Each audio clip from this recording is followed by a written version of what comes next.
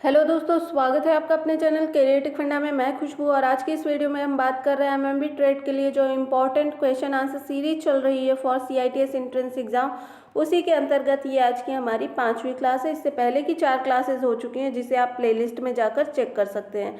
और अगर आपने अभी तक हमारे चैनल को सब्सक्राइब नहीं किया है तो ज़रूर से सब्सक्राइब कर लीजिए आगे ऐसी ही क्लासेस पाने के लिए और सीआईटीएस से जुड़ी हर एक अपडेट सबसे पहले पाने के लिए। तो आइए वीडियो को स्टार्ट करते हैं और आज का हमारा पहला क्वेश्चन है, which electronic component is used as a solid state switch.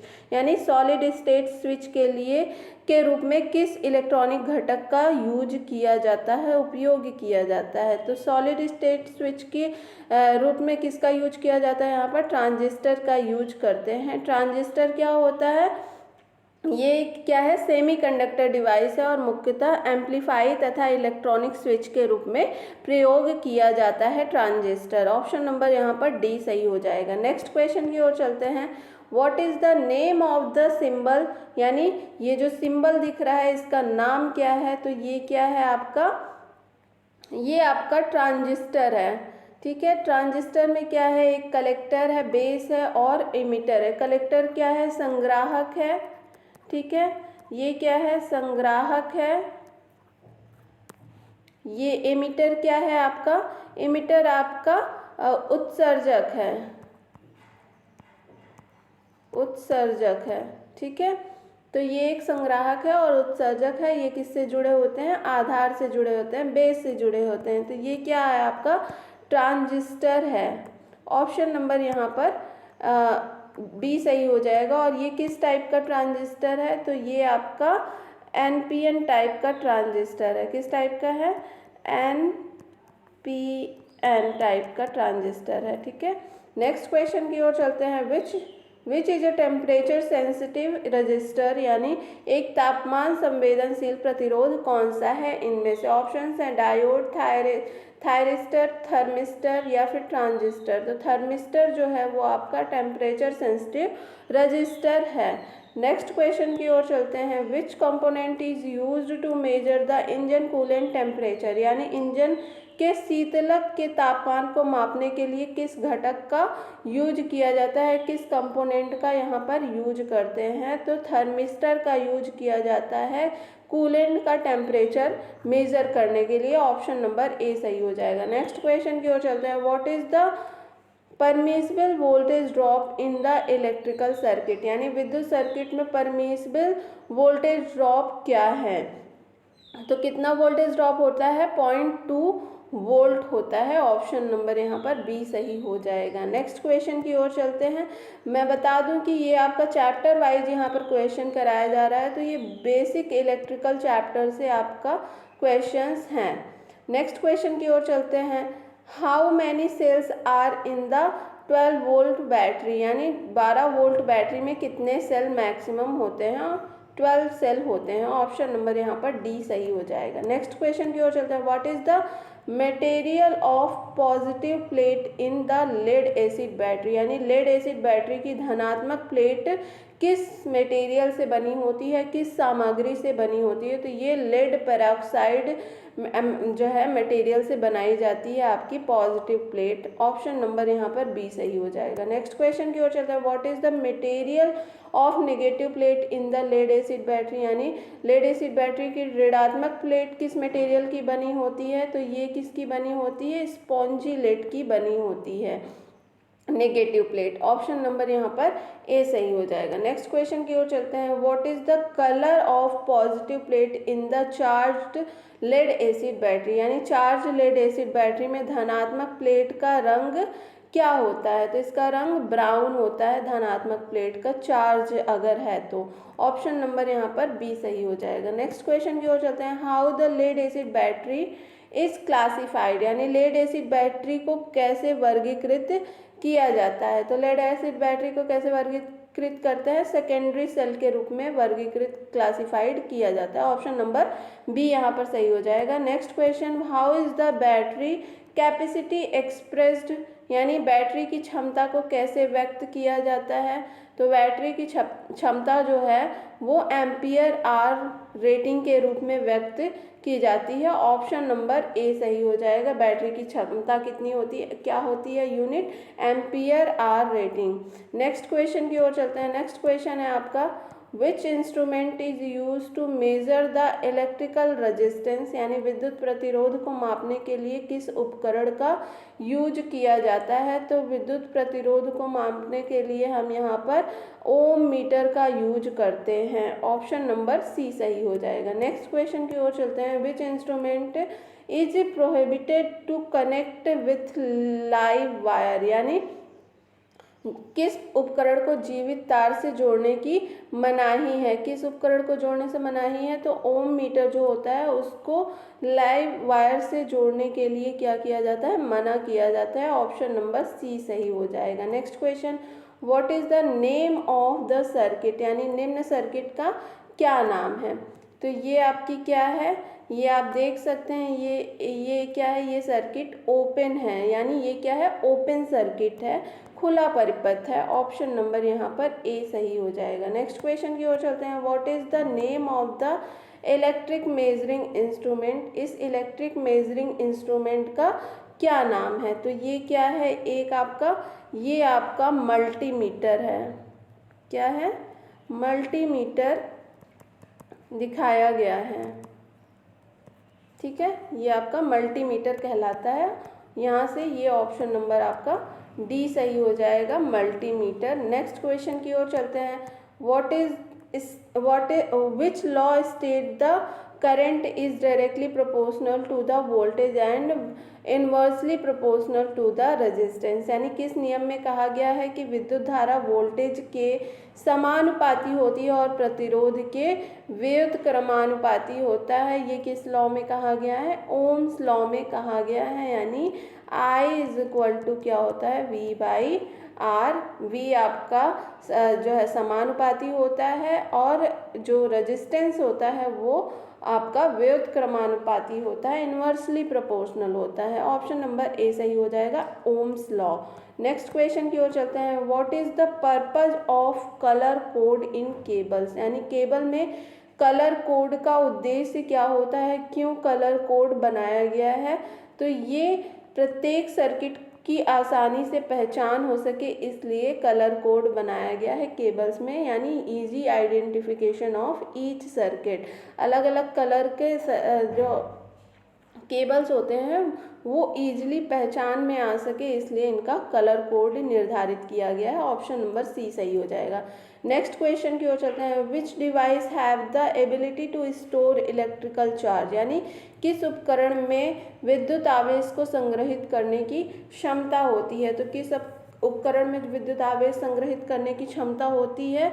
ये कैपेसिटर में होती है यानी संधारित्र में। ऑप्शन नंबर ए सही हो जाएगा। नेक्स्ट क्वेश्चन की ओर चलते हैं।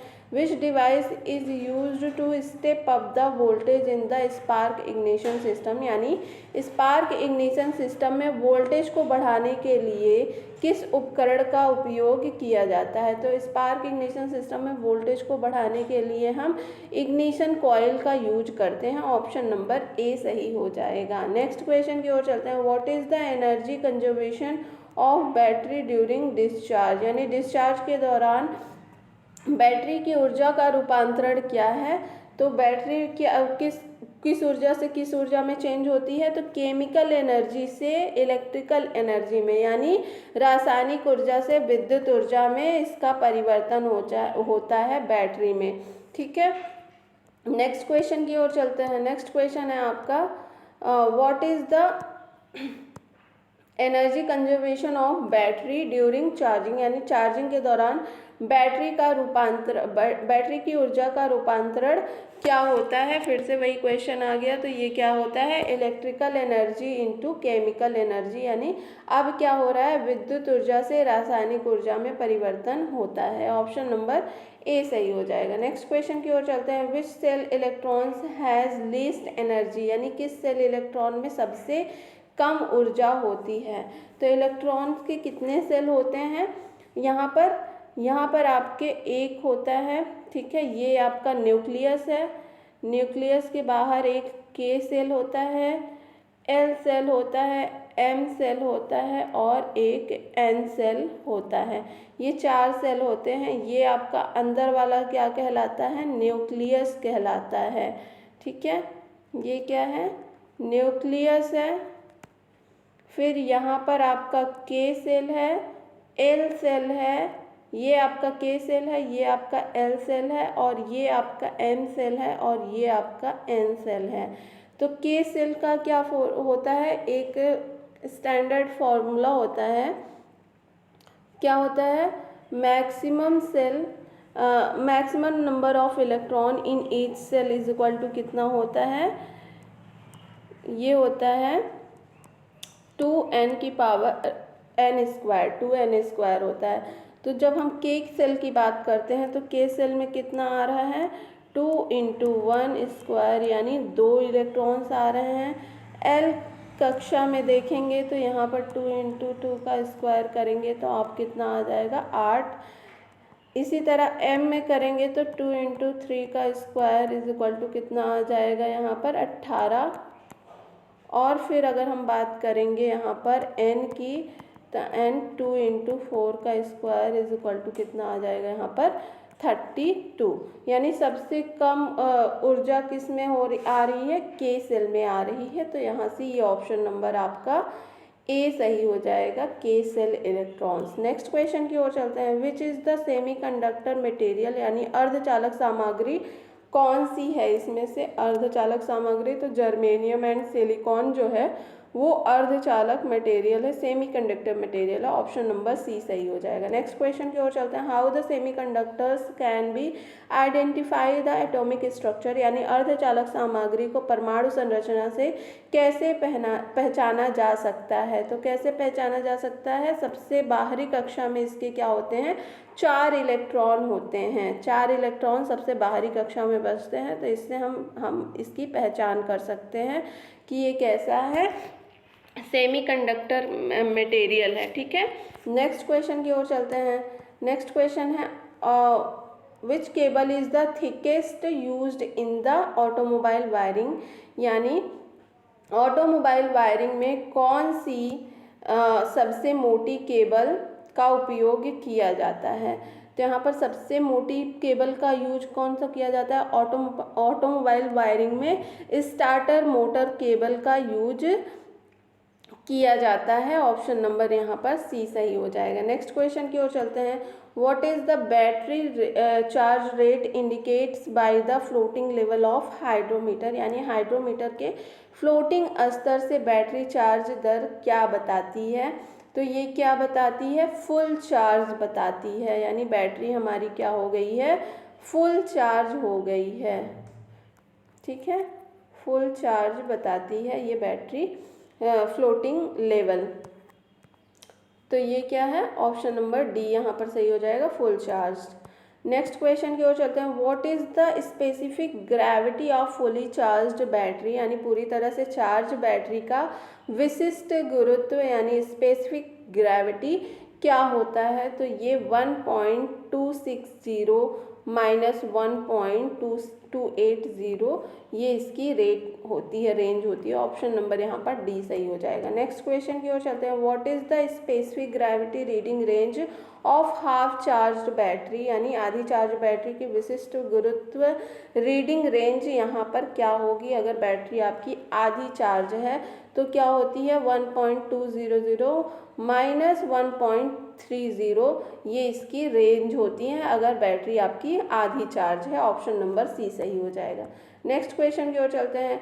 What type of EMF is produced in the conductor if the conductor moved and cut the magnetic field, यानी यदि कंडक्टर अपने स्थान से स्थानांतरित होकर चुंबकीय फील्ड को काट देता है तो किस प्रकार का EMF उत्पन्न होता है? यहाँ पर तो डायनेमिकली इंड्यूस्ड EMF, यानी जो आपका गतिशील रूप से प्रेरित EMF है वो यहाँ पर उत्पन्न होता है। ऑप्शन नंबर ए सही हो जाएगा। नेक्स्ट क्वेश्चन की ओर चलते हैं। नेक्स्ट क्वेश्चन है आपका how the number of positive and negative plates are compared in the lead acid battery, यानी लेड एसिड बैटरी में सकारात्मक और नकारात्मक प्लेटों की संख्या की तुलना कैसे की जाती है? तो कैसे की जाती है? Negative plate is one more than positive plate, यानी जो आपकी नकारात्मक प्लेट है, नेगेटिव प्लेट है, वो सकारात्मक प्लेट की तुलना में क्या होगी? एक अधिक होगी।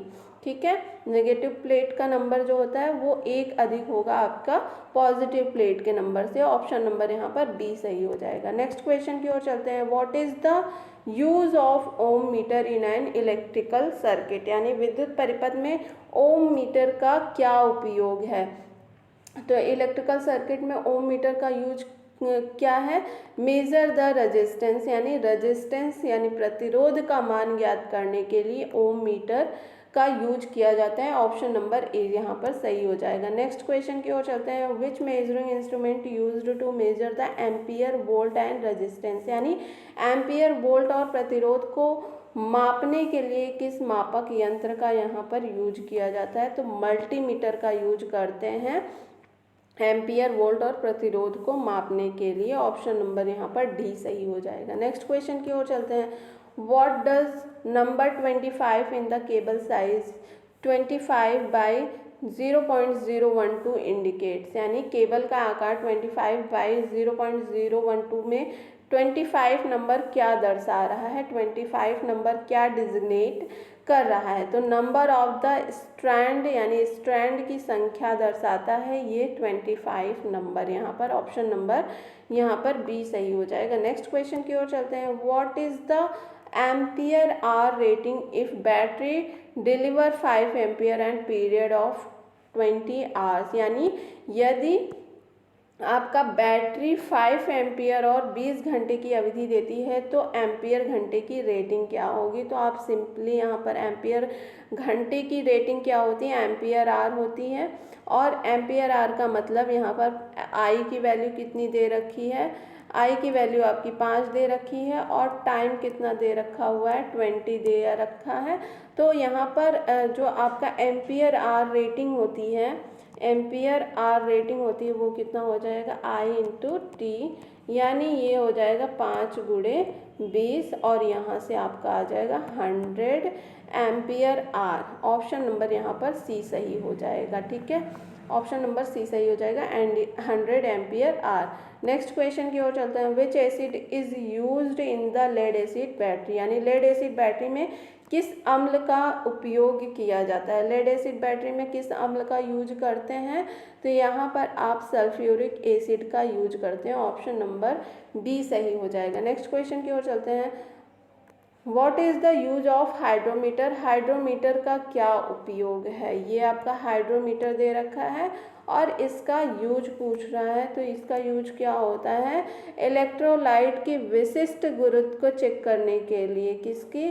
इलेक्ट्रोलाइट की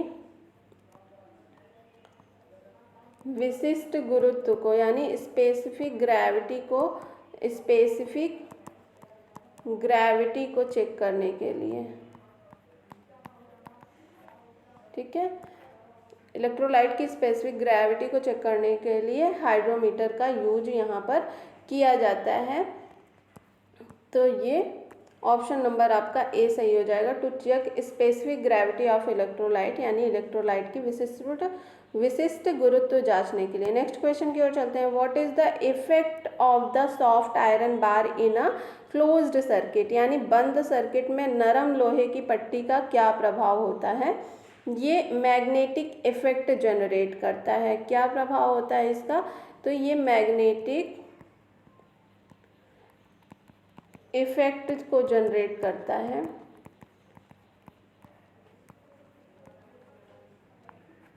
ठीक है, बंद सर्किट में नरम लोहे की पट्टी क्या करता है? मैग्नेटिक इफेक्ट को जनरेट करता है। तो यहाँ से ऑप्शन नंबर आपका सी सही हो जाएगा, मैग्नेटिक इफेक्ट। नेक्स्ट क्वेश्चन की ओर चलते हैं। What is the advantage of free maintenance sealed battery, यानी मुक्त रखरखाव वाली सील बंद बैटरी का क्या फ़ायदा होता है? तो ये क्या होता है? No need check and top up digital water, यानी जो डिजिटल वाटर होता है उसको चेक करने और टॉपअप की ज़रूरत नहीं होती है। अगर आपकी जो बैटरी है वो सील्ड बैटरी है। ऑप्शन नंबर यहाँ पर ए सही हो जाएगा। नेक्स्ट क्वेश्चन की ओर चलते हैं।